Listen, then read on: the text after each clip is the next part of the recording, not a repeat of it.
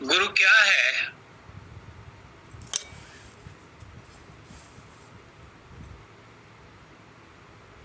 गुरु आप जैसा ही है, लेकिन गुरु परमात्मा से जुड़ा है और वो परमात्मा का संदेश आप तक पहुंचा रहा है। मैं गुरु नहीं हूं, गुरु मेरे अंदर है। वो रिसीव कर रहा है ऊपर का संदेश और आपको दे रहा है। सत्संग क्या है? संत मत में 4 चीजें हैं: सतगुरु, सत्संग, सतनाम और उपासना। सत्संग क्या है? कहते हैं कि 2.5 घड़ी का सत्संग 100 बरस की भक्ति से ज्यादा महत्व रखता है। क्यों कहते हैं?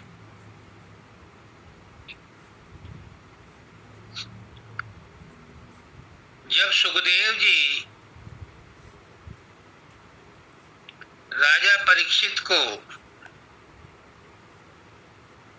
जिसको ऋषि ने श्राप दिया था कि 7 दिन के अंदर इसकी तक्षक सर्प के काटने से मृत्यु हो जाएगी, तो बहुत घबराया हुआ था। अनेक उपचार कर रहा था, सोच रहा था, लोगों से सलाह मशवरा कर रहा कि ऐसा मकान बनाया जाए कांच का जिसमें सर्प ना घुस सके, इसमें हवा भी ना जा सके, इसमें ये भी ना हो सके। तो उसकी बात समझ में नहीं आई। फिर दूसरों से उन्होंने मंत्रणा की तो कहा कि महाराज पहले तो देखो कि परीक्षित था कौन। ये श्री कृष्ण भगवान का आशीर्वाद था, क्योंकि इसे तो गर्भ में ही अश्वत्थामा ने मार दिया था, लेकिन कृष्ण भगवान ने इसकी गर्भ में ही रक्षा की थी। तो इसके अंदर कुछ ना कुछ गुण तो थे। कलयुग आने वाला था, परिस्थितियां नहीं बदलती, तो इससे वो अपराध हुआ। तो इसको सलाह दी कि सुखदेव एक मुनि हैं, ऋषि हैं, उनसे आप 7 दिन तक सत्संग लो तो आपको मृत्यु का भय खत्म हो जाएगा, आपको अपने आप का ज्ञान हो जाएगा। तय हो गई बात। आगे सुखदेव जी कथा शुरू होने से पहले ही देखो क्या होता है। देवता आते हैं हाथ में अमृत का कलश लेकर और सुखदेव जी से प्रार्थना करते हैं कि राजा परीक्षित को आप ये अमृत कलश दे दो, वो इसको पी लेंगे और अमर हो जाएंगे, और सत्संग आप हमें दे दो।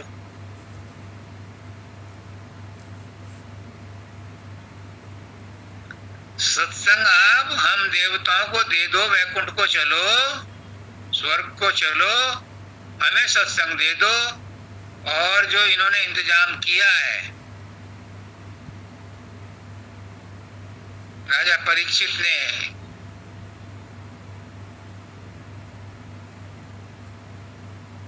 आत्मज्ञान प्राप्त करने का, वो तो हमें दे दो, और उनको तुम ये अमृत कलश दे दो, वो पी करके अमर हो जाएं।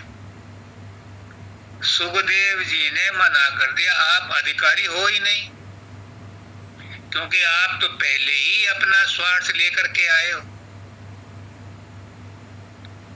तुम्हारा स्वार्थ है कि तुम्हें आत्मज्ञान दिया जाए और उसके बदले में तुम अमृत कलश दे करके बिजनेस करने आए हो, सौदा करने आए हो। तो मैं तो सौदागर हूं नहीं, तो मैं तो तुम्हारे डील को एक्सेप्ट नहीं करता। उन्होंने उन्हें लौटा दिया। तो सत्संग की इतनी बड़ी महिमा है कि देवता भी आए थे अमृत कलश लेके कि राजा परीक्षित को अमर कर दो और हमें सत्संग दे दो, पर सुखदेव ने मना कर दिया। क्योंकि सच्चा ज्ञान, आत्मा का ज्ञान का अधिकारी कौन है? बाबा फकीर कहते हैं वो मनुष्य है, देवता नहीं है। देवताओं को मोक्ष नहीं है और आत्मज्ञान मिलने के बाद मोक्ष होना लाजमी है, तो इसलिए उन्हें बैरंग वापस कर दिया। बाबा फकीर कहते हैं मैं चाहूं तो चुटकियों में पलट दूं ब्रह्मांड को, पर मैं क्यों पलटूं? मैं उस मालिक के काम में सहयोग देने आया हूं, विरोध करने नहीं। तो सुखदेव ने भी मना कर दिया कि मैं देवताओं को आत्मज्ञान देकर मोक्ष क्यों दे दूं, जब बैन लगा हुआ है तो मैं मालिक के हुक्म में दखल अंदाजी नहीं करता। मनुष्यों के लिए मोक्ष निर्धारित है तो मैं तो परीक्षित को ही सत्संग दूंगा। तो सत्संग चला 7 दिन, और एक बार जिस आसन में बैठ गए 7 दिन तक नहीं उठे। दोनों, ये तो योगी थे, ये तो मुनि थे, ये तो ऋषि थे। 14 साल तक तो ये माँ के गर्भ से बाहर ही नहीं आए थे कि मुझे माया न सताए। तो ऐसे ऋषि, ऐसे मुनि से सत्संग लेना, और जो कृष्ण भगवान का चहेता हो, जिसको कृष्ण भगवान ने रक्षा की थी गर्भ में, वो मुमुक्षु हो तो उसका फल तो विलक्षण होगा। क्या हुआ फिर?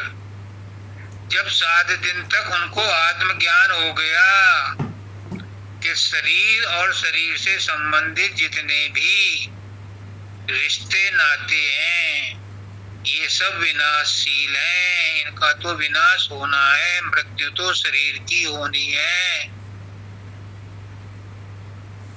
संसार में जो भी आया है उसकी मृत्यु तो निश्चित है, और जो मृत्यु के साधन बनते हैं वो भी साधन हैं। मृत्यु भी माध्यम बना करके किसी को मारती है, डायरेक्ट नहीं मारता काल। जब 7 दिन ये ब्रेन वॉश हो गया तो वो योग्य था, मुमुक्षु था, अधिकारी था, उसे ज्ञान हो गया, उसके कपाट खुल गए। और जिसको आत्मज्ञान हो जाता है उसे संसार का भी ज्ञान हो जाता है। उसे समझ में आ गया कि ए मृत्यु, तू आजा, मैं तेरा स्वागत करता हूँ, आजा, मैं गले लगाऊंगा और सर्प को काटने दो पैर में। वो शरीर को ही तो मारेगा, मुझे कुछ नहीं बिगाड़ सकता। ये प्रभाव हुआ सत्संग का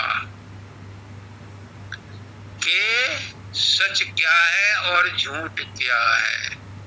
ये शरीर भी झूठ है और शरीर से संबंधित सारा प्रपंच झूठ है। आत्मा अविनाशी है, अजर है, अमर है और परमात्मा का ही रूप है। इसलिए तू मेरा कुछ नहीं बिगाड़ सकता, आजा, ले जा इस शरीर को। वो आया, उसने काटा और वो खुशी खुशी शरीर को त्याग दिया। उसने क्या काटना था, उसने क्या मारना था शरीर को? परीक्षित ने तो शरीर को त्याग दिया कि तू इसका शरीर का कुछ भी कर ले, ले मैं निकल रहा हूं इसमें से। ये है सत्संग का प्रभाव। सत्संगत मद मंगल मूला, सोई फल सिद्धि सब साधन फूला। मद कीरति जगत भूत भलाई, जो जान जगतन जो पाई, सो जानो सत्संग प्रभाव, वेद न के आन उपाओ। किसी भी अनन्य तरीके से कोई और उपाय नहीं है। अपने कल्याण करने का एक ही साधन है, वो है सत्संग। क्यों? सतगुरु सत्संग में अनकही बात भी बता देते हैं। सत्संग वो कीमिया है कि अगर कोई ध्यान से सुन ले, अगर कोई उस पर अमल कर ले, तो पिछली बार भी मैंने कहा था और आज उसे रिपीट कर रहा हूं कि वो 10वां द्वार वहीं पार हो जाएगा, सत्संग में ही। कोई साधन अभ्यास करने की जरूरत, पर सत्संग ध्यान से सुने जैसे परीक्षित ने सुना था, उस पर अमल करे, यानी उसे दिल में उतार ले, आत्मा तक पहुंचने दे गुरु की आवाज को। एक और थे,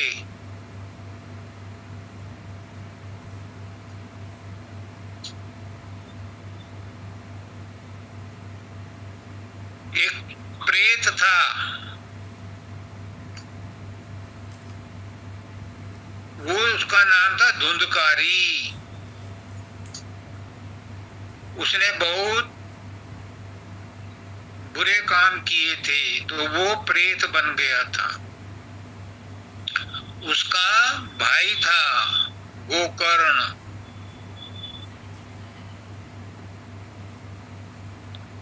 उसने 7 दिन तक भागवत कथा की,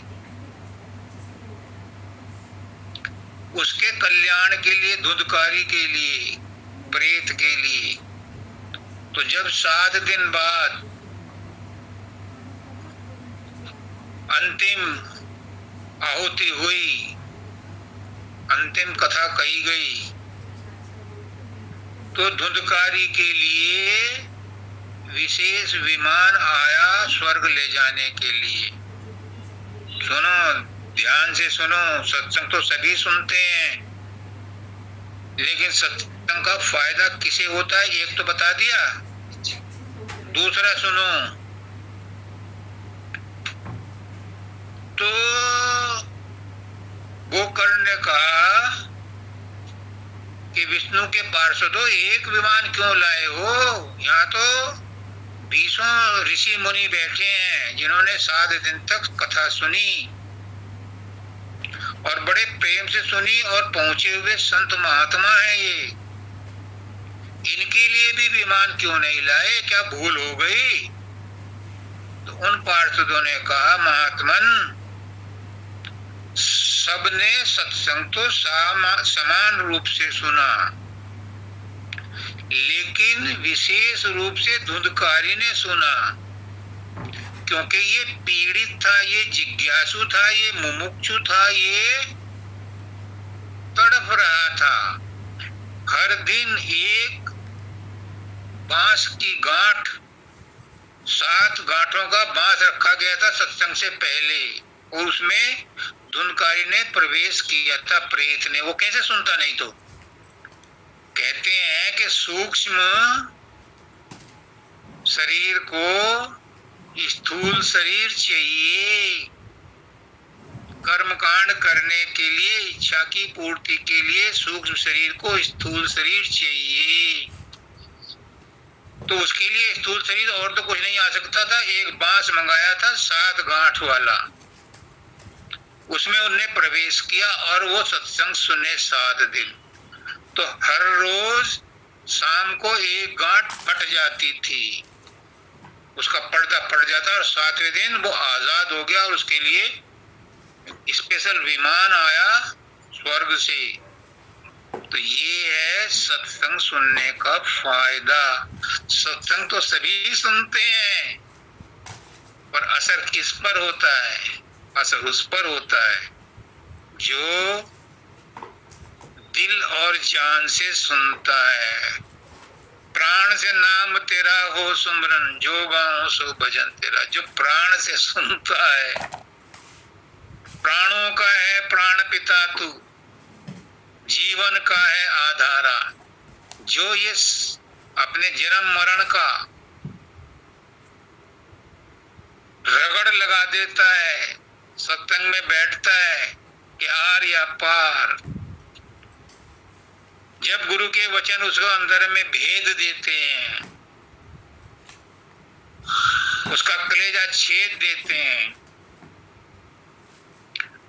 उस पर असर होता है। वो इसका फायदा उठाता है और वही 10वां द्वार पार करता है। यूं तो सभी सुनते हैं, सत्संग सुनते हैं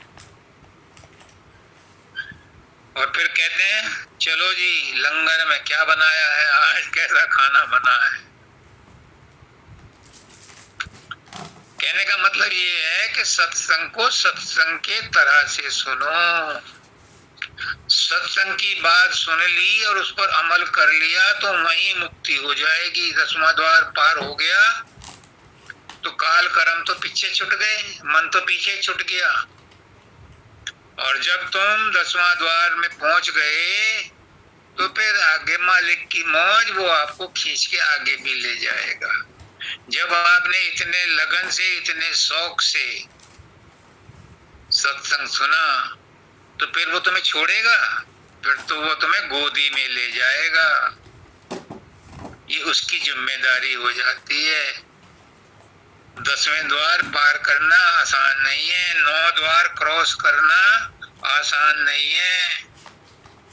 एक एक द्वार में देवता बैठे हैं, एक एक द्वार में इंद्रियां बैठी हैं, उनके स्वामी बैठे हैं। कोई सी भी इंद्री आपको नीचे खींचने में सक्षम है। 9 द्वारों में कोई सा भी द्वार आपको नीचे डालने में सक्षम है। जिसने 9 द्वार पार कर लिए वो कोई सूरमा होता है, और जो 10वें द्वार पहुंचता है वो सतगुरु का प्यारा होता है। माता जी ने कहा सतगुरु को जोरी प्यारी, जगत में दुर्लभ रतन यही। बड़ा सटीक कहा। हजूर पुष्करनाथ जी महाराज इस पर, इस शब्द पर, इस लाइन पर बड़े लट्टू होते थे। ये शब्द ही ऐसा है, सतगुरु खोजोरी प्यारी। बस तुम सतगुरु खोज लो, फिर सदगुरु मिले तो कहा कमाना, सदगुरु मिल गए तो तुम्हें क्या कमाई करनी, वो अपने आप करेगा। सदगुरु मिल जाए और सदगुरु मिल जाए, सदगुरु से तुम मिल लो। सदगुरु तो मिल जाएंगे, लेकिन तुम उससे मिल पाओगे कि नहीं, ये तुम्हें ढूंढना है, तो ये तुम्हें देखना है। सदगुरु से मिलने का मतलब है सदगुरु से प्रेम करना। सदगुरु को अपना समझना, दुई मत रखना। दुई को दूर कर दिल से, जो दुई को दूर कर देता है। पुष्करनाथ जी बहुत कहते थे कि तुम परमात्मा को अपने से दूसरा समझते हो, गुरु को अपने से दूसरा समझते हो, इसलिए तुम्हारी पुकार सुनी नहीं जाती। क्यों? जब तुम किसी को गैर समझते हो तो गैर, वो भी तुम्हें गैर समझेगा। तो गैर गैर की मुलाकात कहाँ हो सकती है? समझो बात को, बारीकी में जाओ। तुम उसे गैर समझ रहे हो, वो भी तुम्हें गैर समझेगा, तो गैर गैर की मुलाकात कहाँ होगी? मुलाकात तो सिमिलर की होती है, सामान्य किस्म की होती है। Birds of a feather flocks together, एक ही तरह के पक्षी एक साथ रहते हैं। एक तरह के जानवर एक साथ ही रहते हैं, गैर गैर के साथ कैसे रहेगा? इसलिए परमात्मा नहीं मिलता तुम उसे गैर समझते, उसे अपना करके मानो ना। देवो भूत्वा देवम भजे, देव बनकर के देव की पूजा करो। सदगुरु तो मेरा अपना है, सदगुरु तो मुझसे अलग नहीं है, वो मुझ में है, मैं उसमें हूं। और परमदयाल जी कहते हैं, अरे सत्संगियों, तुम कहते हो कि परमात्मा सब जगह है, तुम परमात्मा में ही रहते हो, लेकिन परमात्मा एहसान फरामोश नहीं है। तुम परमात्मा में रहते हो तो परमात्मा भी तुम्हारे अंदर रहता है। देखो, अर्जुन को कहते हैं 14वें अध्याय में श्री कृष्ण भगवान, मैं मनुष्यों में अर्जुन हूं। अब बताओ, पागलपन की हद हो गई, प्रेम की हद हो गई।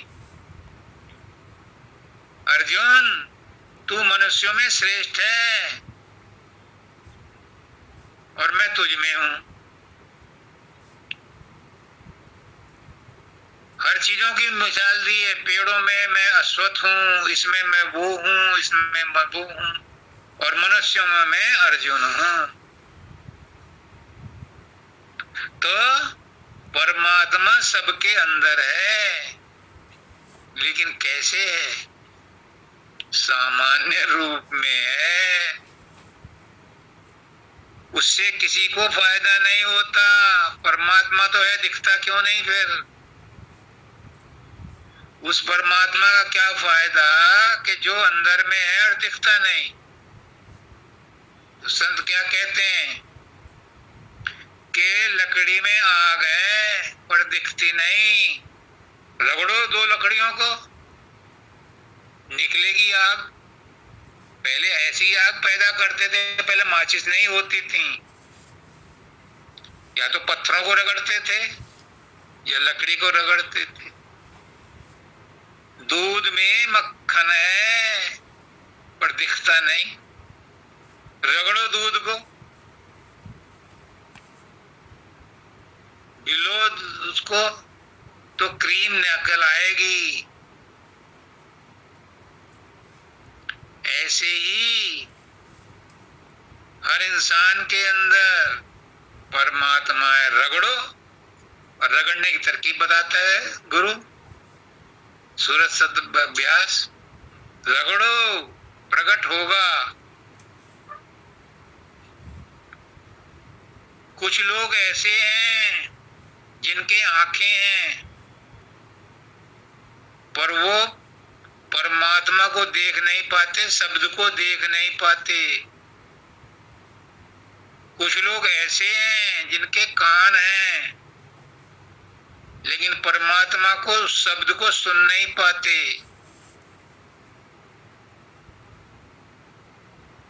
वो धुनकारे मार रहा है हर एक के अंदर, लेकिन हम बाहर में गफलत में हैं, इसलिए उसे सुन नहीं पाते। और कुछ ऐसे भी हैं जो उस परमात्मा को, उस शब्द को सुनते भी हैं और देखते भी, और उन्हीं का जीवन सफल है। उन्होंने ही अपने मनुष्य योनि में जन्म लेने का लक्ष्य प्राप्त कर लिया। जब आप अपने आप को मनुष्य कहते हो तो आप भी करके दिखाओ। ये करनी का भेद है, नहीं बुद्धि विचार, और बुद्धि तज करनी करे तब पावे गुस्सा।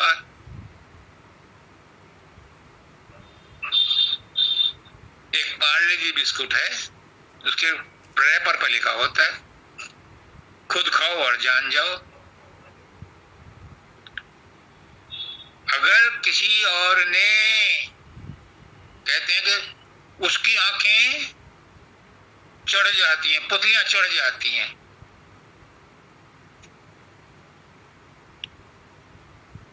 उसने इतनी मंजिल पार कर ली, तो भैया खुश हो जाओ, उस पर मालिक की कृपा हो रही, गुरु की कृपा हो रही है, उसकी मेहर दया से वो इतना ऊंचा उठा है।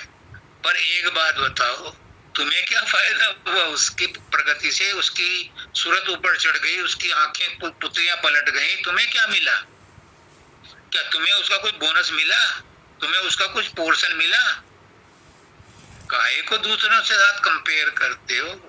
अपनी ओर निबेर तू तुन घोर नाल की, अपनी गठरी संभाल तू न चोर नाल।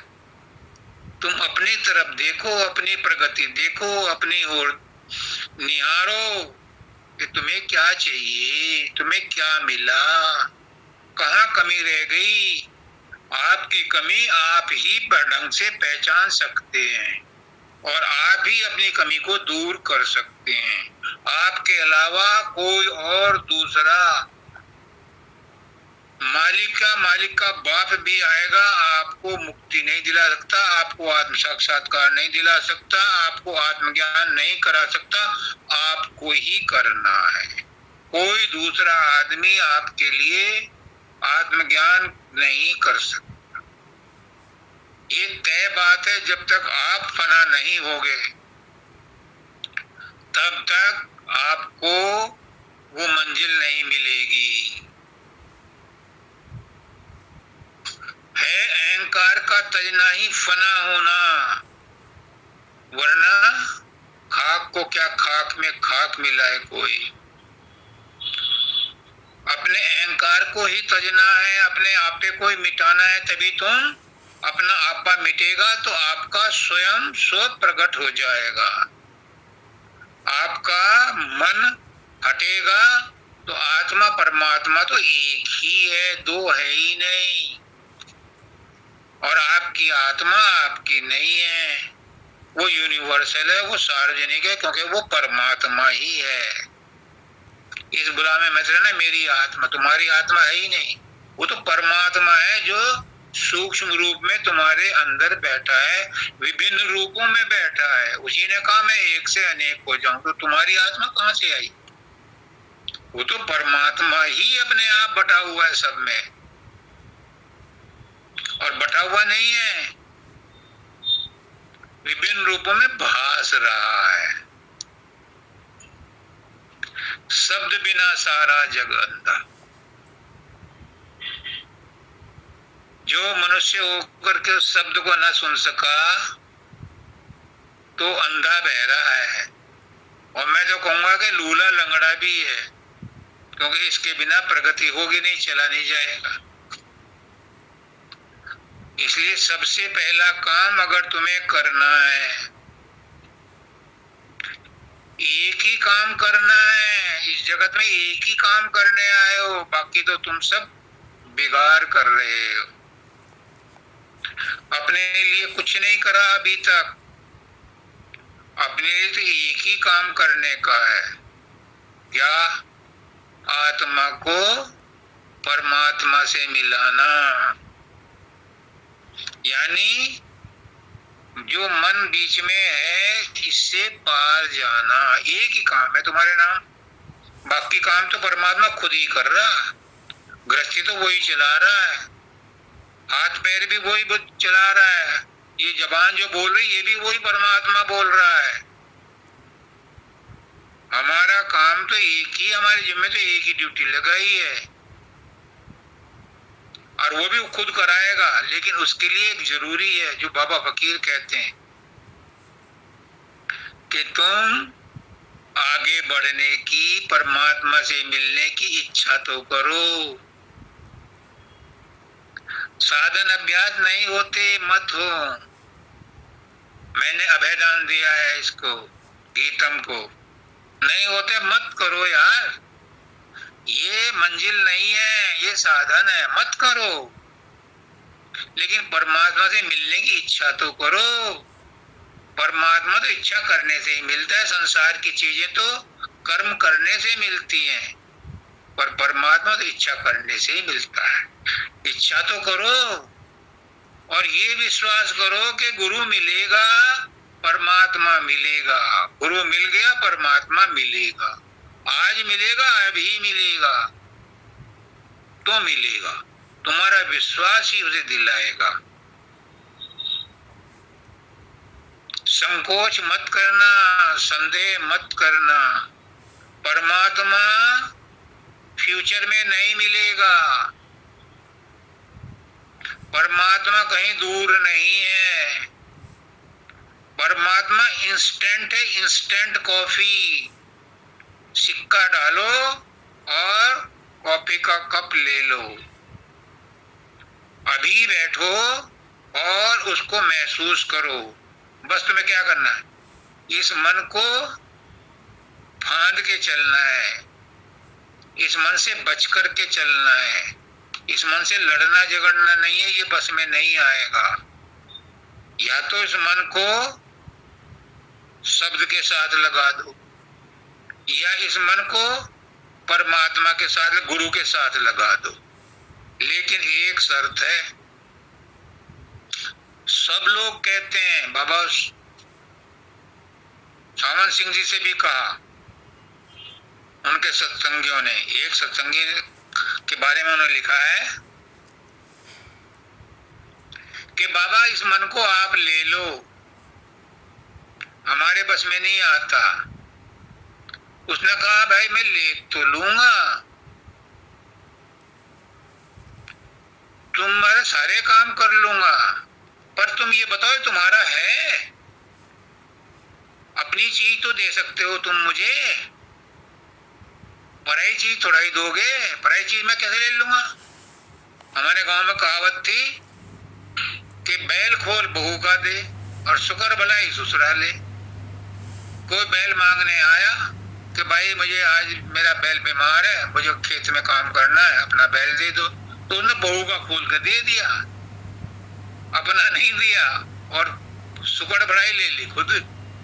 तो बाबा ने कहा कि ये मन तेरा है तो मैं ले लूंगा। उसने कहा हाँ मेरा है।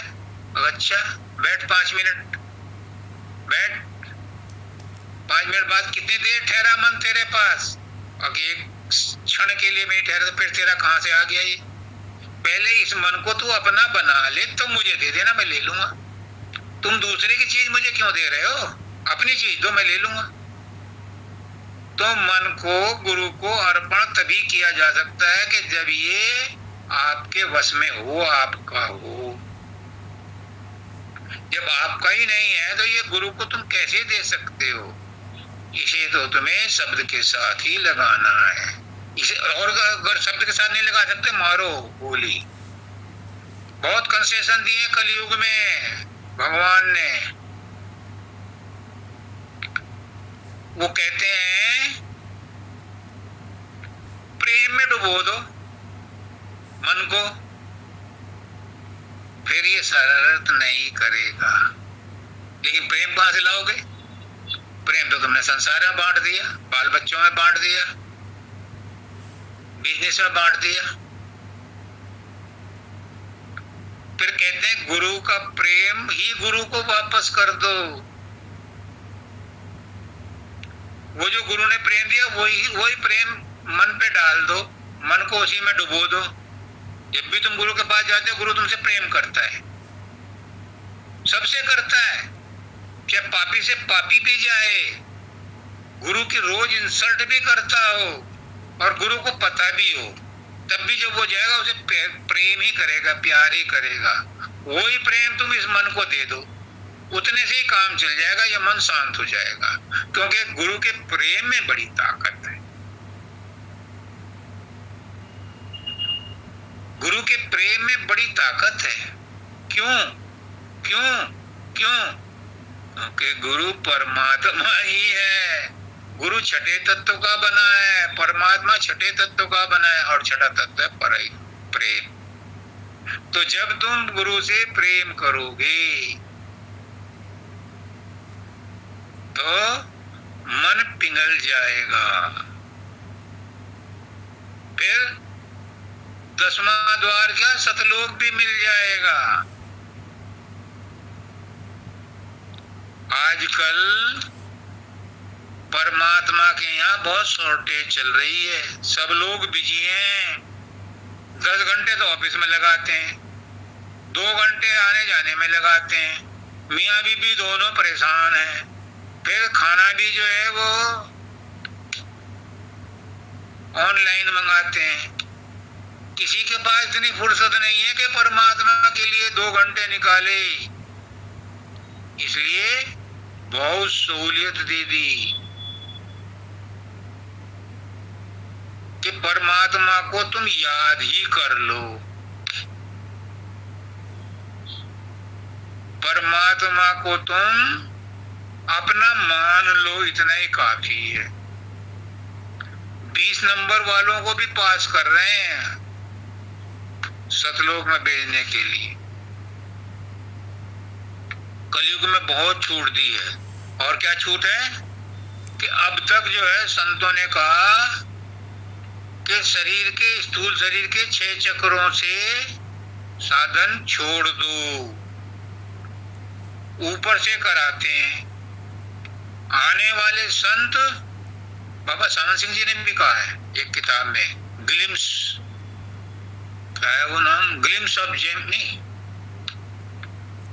जेम्स है नाम कुछ,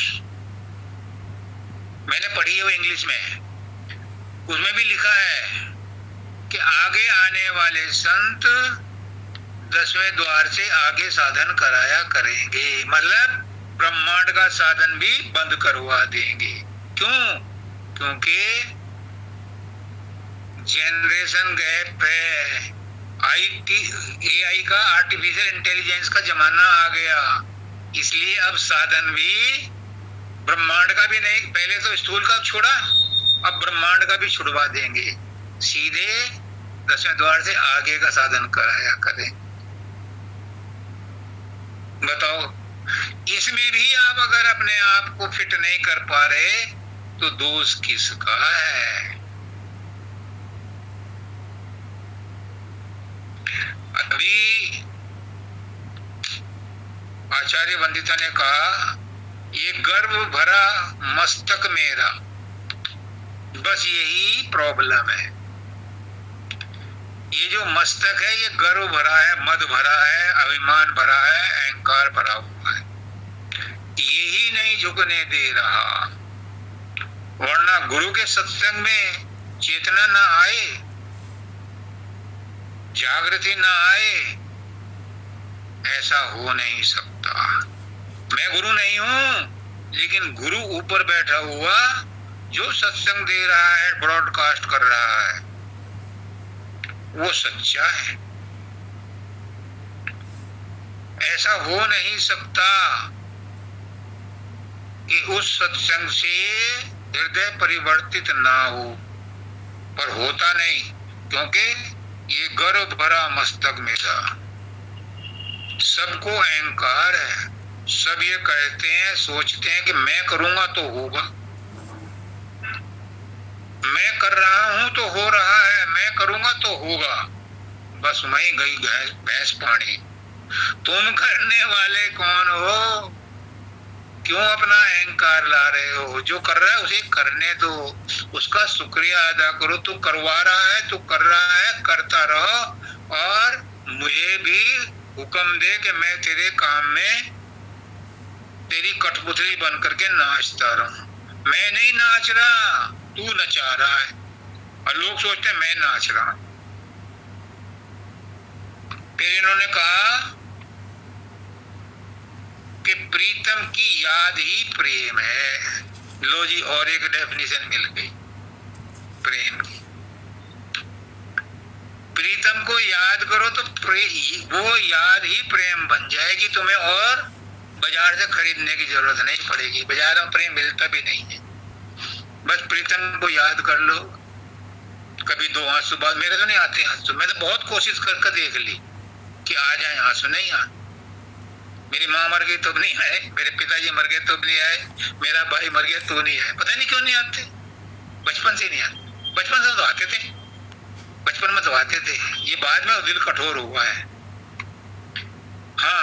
किसी की दर्द भरी कहानी सुनूंगा तो आंसू आ जाएंगे, पता नहीं कहां से आ जाते। मैं चाहूं कि गुरु के लिए प्रेम करने के लिए रो पड़ूं, नहीं होता। बहुत कोशिश करके देख ली, नहीं होता। क्या करूं, मजबूरी है। खैर, ज्यादा मैं अपने बारे में नहीं कहता। प्रीतम की याद ही प्रेम है। तुम उसे याद करो, प्रेम उमड़ पड़ेगा। तुम उसकी एक बात मान, सत्संग में एक बात मान लो, कोई सी भी बात मान लो, सबने मान, एक बात मान लो, तुम्हारा प्रेम जागृत हो जाएगा, क्योंकि उससे तुम्हारा कनेक्शन जुड़ जाएगा। और अगर ये दोनों काम नहीं हो रहे, ना गुरु का रूप बन रहा, ना गुरु का याद आ रही, ना सुमरन बन रहा, तो जोर जोर से बोलो गुरु के नाम को। फिर मन ही मन में गुनगुनाओ उस नाम को। फिर मन धीरे धीरे धीरे धीरे सुकड़ेगा, अंदर में आएगा। और जब तुम देखो कि मन की तरंगे कम होने शुरू हो गई हैं, तो वापस गुरु के ख्याल को लाओ। रूप नहीं बना, कोई बात नहीं, ख्याल ले आओ। इमेजिन तो कर सकते हो यार। सोचो, गुरु के बारे में सोचो और फिर सुमरन पे बैठ जाओ, तो फल जरूर मिलेगा, कुछ प्रगति जरूर होगी। ये उन लोगों के लिए है जो बहुत परेशान रहते हैं, कि जिनका मन सुमरन में भी नहीं लगता। उनके लिए बेसिक सीढ़ी है। जो ऊपर चढ़े गए, उनको दोबारा से ये काम करने की जरूरत नहीं है, क्योंकि फिर बाद में तुम कंफ्यूज होगे, इसीलिए बता रहा हूं। अब है जो प्रीतम ने आज शब्द कहा है, इसकी पूरी व्याख्या तो आज नहीं होगी, अगले संडे को करेंगे। इसमें एक दो लाइन की व्याख्या मैं आज करूंगा। हमन है इश्क मस्ताना, हमन को होशियारी क्या। अगर हम वाकई इसके खरीदार हैं, अगर हम वाकई इसको करने वाले हैं, प्रेम करने वाले हैं, अगर हमें इसका नशा देखा देखी भी चढ़ गया है, असली चढ़े या न चढ़े, कहते हैं बाबा फकीर कि भक्ति चाहे भले ही कच्ची हो पर सच्ची हो, भले ही आपका इश्क, आपका प्रेम हिरसा हिरसी ही हुआ हो, दूसरों की देखा देखी ही हुआ हो, पर सच्चा हो। थोड़ा हुआ हो कोई बात नहीं, पर सच्चा हो, तो उसमें बढ़ोतरी हो जाएगी, वो एक्सेप्ट कर लिया जाएगा। तो हमन है इश्क मस्ताना। अगर हमें इश्क का शौक चढ़ गया है, या तो चीज खौफ से होती है या शौक से होती है। अगर इश्क का शौक चढ़ गया, खौफ से भी इश्क होता है, लेकिन वो ज्यादा दिन ठहरता नहीं। तलवार की नोक पर भी इश्क कराया जाता है, पर वो इश्क नहीं होता, वो मजबूरी होती है। अगर इश्क का शौक चढ़ जाए तो फिर परवान चढ़ता है। तो जब हमन है इश्क मत, अगर हम इसके मस्ताने हैं, हमें इसका नशा चढ़ गया, तो फिर हमें होशियारी की क्या जरूरत है, हमें बखान करने की भी क्या जरूरत है, हमें ज्यादा उसको प्रदर्शन करने की भी क्या जरूरत है। हमन को होशियार बनने की भी क्या जरूरत है, क्योंकि होशियार प्रेम नहीं कर पाता। वो इफेंट बटी देखता रहता है, कर दिया मैंने तो क्या होगा, उसने ना जवाब दिया तो क्या होगा। वो बिजनेस देखता है इश्क में भी, मैं प्यार करूंगा वो उसने ना किया तो क्या होगा। ये प्यार नहीं है, ये इश्क करना नहीं है। इसकी बाजी में तो अभी मेरे पास आए थे एक जानने वाले कि हम हारे जाएं, हमारे विचार हार हो जाएं। मैंने कहा ये प्रेम की बाजी है, अगर जीतना है तो हारते चले जाओ। ये प्रेम की बाजी में हारना ही जीत है। हार गई, जीत गई तो पिया मेरे, और हार गई तो मैं पिया की। दोनों तरह से लड्डू हैं। इश्क में हारना ही जीत है, क्योंकि इश्क में अगर तुम जीत गए तो तुम्हारा प्रीतम तुम्हारा हो गया, और तुम हार गए तो तुम प्रीतम के गुलाम हो गए, यानी रहे तुम फिर भी संग में ही। और प्रीतम का बॉस बन के थोड़े ना मुझे रहना, मैं तो प्रीतम का गुलाम बन के ही रहना पसंद करूंगी। तो ये प्रेम की बाजी है, इसमें हारना ही जीत माना जाता है। और दूसरी, दूरी को दूर कर दिल से। अगर प्रेम करना है तो प्रेमी और प्रीतम को एक होना पड़ेगा। वो एक ही है तभी प्रेम है। जब तक दो हैं तब तक सच्चा प्रेम नहीं है। जब तक झिझक है तब तक सच्चा प्रेम नहीं है। एक सावरण प्रेम होता है, एक निरावरण प्रेम होता है। अगर पर्दा बीच में रख करके पर्दा प्रेम किया गया तो सावरण है, और पर्दा बीच में हटा दिया तो निरावरण प्रेम है। लेकिन प्रेम और प्रीतम में आवरण रहता ही नहीं। मैं कहता हूं दोनों से परे हो तो प्रेम है। प्रेम की क्या परिभाषा होगी? 2.5 अक्षर का प्रेम है तो 2.5 अक्षर की भक्ति है, और 2.5 अक्षर का ही ब्रह्म है, और 2.5 अक्षर की आत्मा है। तो ये सब तो एक ही है। किसकी व्याख्या करोगे और कौन करेगा और किस इंस्ट्रूमेंट से करेगा? जिस चीज से भी व्याख्या करोगे वो तो संसार के यंत्र हैं। प्रेम संसार का यंत्र है ही नहीं, प्रेम संसार की वस्तु है ही नहीं। तो फिर प्रेम संसार के किसी यंत्र से मापा ही नहीं जा सकता। प्रेम तो छठा तत्व है। पुष्करनाथ जी कहते थे कि प्रेम छठा तत्व है, परमात्मा उसी प्रेम तत्व का बना हुआ है, और आत्मा परमात्मा ही है। तो परमात्मा और आत्मा प्रेम ही है। तो प्रेम में प्रेम को मिलने में देर नहीं लगती। बस बीच का आवरण हटा दो, ये मन जो है ये हट जाए। जब तक मिरर में, दर्पण में धूल लगी है, आपको अपना चेहरा दिखाई नहीं देगा, और दिखाई देगा तो ऊट पटांग दिखाई देगा। दर्पण का धूल हटा दो, दर्पण के ऊपर जो पर्दा पड़ा है उसे हटा दो, तो आपको अपना ही चेहरा नजर आएगा। ऐसे ही मन को बीच में से हटा दो तो आत्मा को अपना ही चेहरा परमात्मा नजर आएगा। इससे सरल व्याख्या और परमात्मा की या आत्मा की या प्रेम की हो नहीं सकती। ग्रंथ के ग्रंथ लिखते जाओ, रात दिन इस पर भाषण देते जाओ, हाथ नहीं कुछ आता। ये तो करने का भेद है। प्रेम को अगर सीखना है तो करके देखो। मिटा दे अपनी हस्ती को, अगर कुछ मर्तबा चाहे कि दाना खाक में मिलकर गुले गुलजार होता है। अपनी हस्ती को, अपने अहंकार को मिटा दो तो पता चलेगा कि परमात्मा क्या चीज है।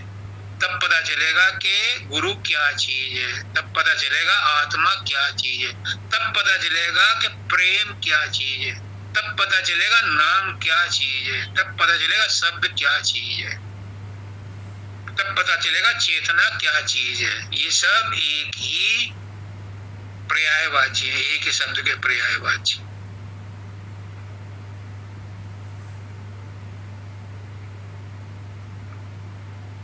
गुरु कहता है, परम दयाल जी ने कहा है कि तुम, पुष्करनाथ जी कहते थे, राजेश मैं इन्हें कहता हूं सत्संगियों को कि तुम और मैं एक हैं। अगर ये मेरी बात पे विश्वास कर ले तो इन्हें कुछ करने की जरूरत ही नहीं, क्योंकि मैंने सब कुछ कराया। अगर ये मुझे परम तत्व मानते हैं और मैं इन्हें कह रहा हूं कि तुम और मैं एक हैं, तो ये परम तत्व हो गए।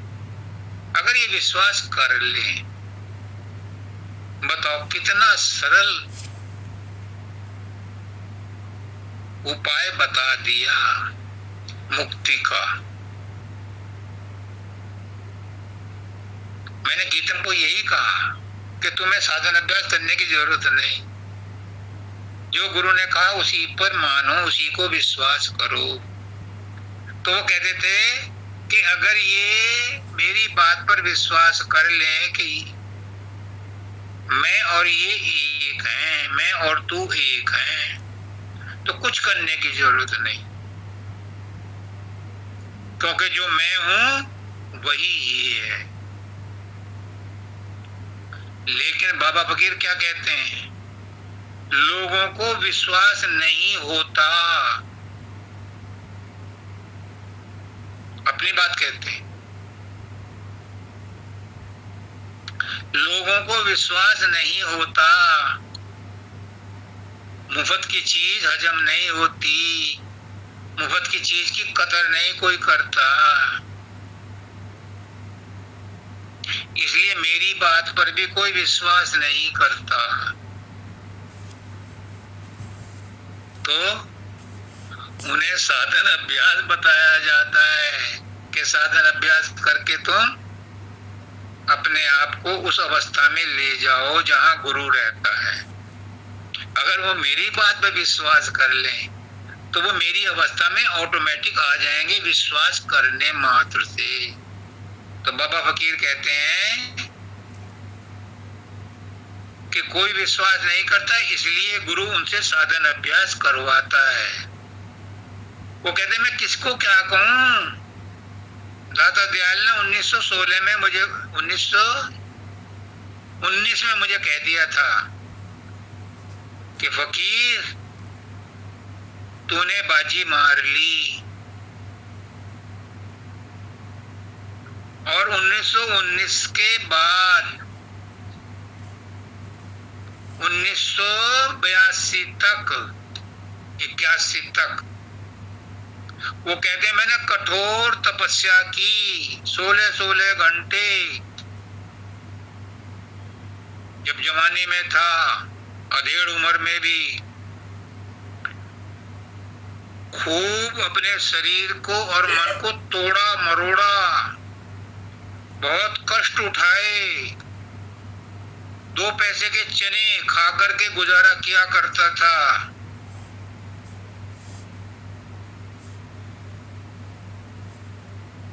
क्यों? मैं देखना चाहता था कि जो दाता ने कहा है वो कितना सच है। यानी सच तो निकला।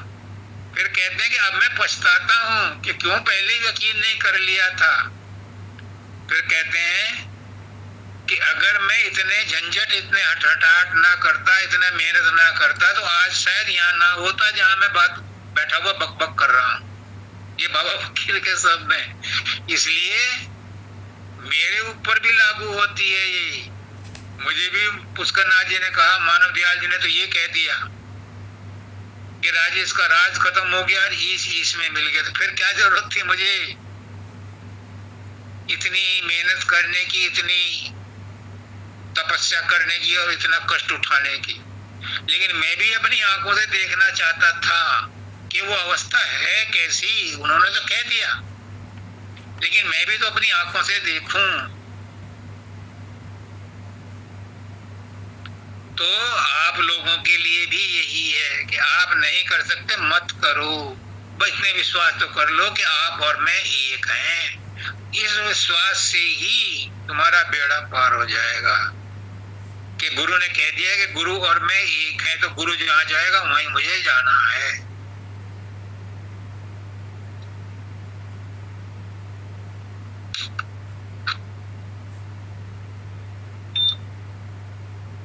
हो गया आज का काम। एक चीज मुझे कहनी थी, जो पिछले बार का सत्संग रह गया था वो भी अभी नहीं पूरा करूंगा, क्योंकि दुख सुख का मिटना इतना आसान नहीं है। लेकिन उसमें एक बात करनी है, डिटेल में तो और बाद में करूंगा। जो हमन इस मस्ताने वाली बात करेंगे तभी दुख सुख का नहीं दाता, उसको भी उसी में ले लेंगे, या कोई और दिन जो भी भविष्य में होगा मुझे नहीं पता क्या होगा। लेकिन मैं उसमें एक चीज ऐड करना चाह रहा था कि दुख सुख पहले तो मैंने कहा था शरीर में नहीं होते,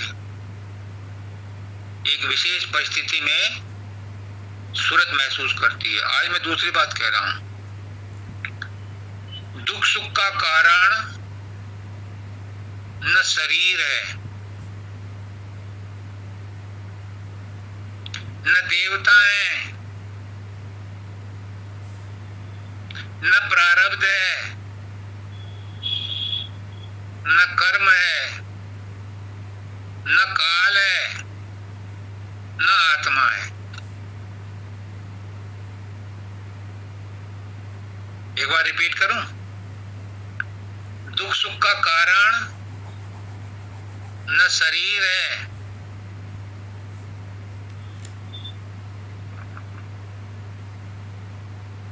न देवता है, क्योंकि शरीर में देवता भी हैं और ऊपर भी हैं देवता,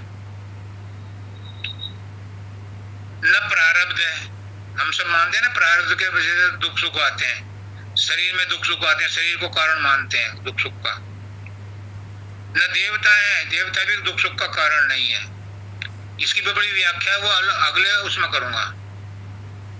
न प्रारब्ध है, आज तो मैं तुम्हें एक ट्रेलर दे रहा हूं ताकि तुम इसमें खोजो और अगली बार तुम्हें मजा आएगा सुनने में कि कौन है, फिर कैसे होता है, ये क्यों नहीं है कारण, इसका भी उसमें आएगा डिस्कशन में अगली बार में। अभी तो तुम्हें एक जिज्ञासा क्रिएट करने के लिए कहा जा रहा है कि दुख सुख का कारण न शरीर है, न देवता है, न प्रारब्ध है, न कर्म है, कर्म भी दुख सुख का कारण नहीं है, न काल है और न आत्मा है। फिर कौन है? ये मन की कल्पना है। इसके बारे में डिटेल में अगले सत्संग में बताया जाएगा ताकि हमारी दुकान चलती रहे, आप लोग इकट्ठे ऐसे ही होते रहो। सबको राधा स्वामी।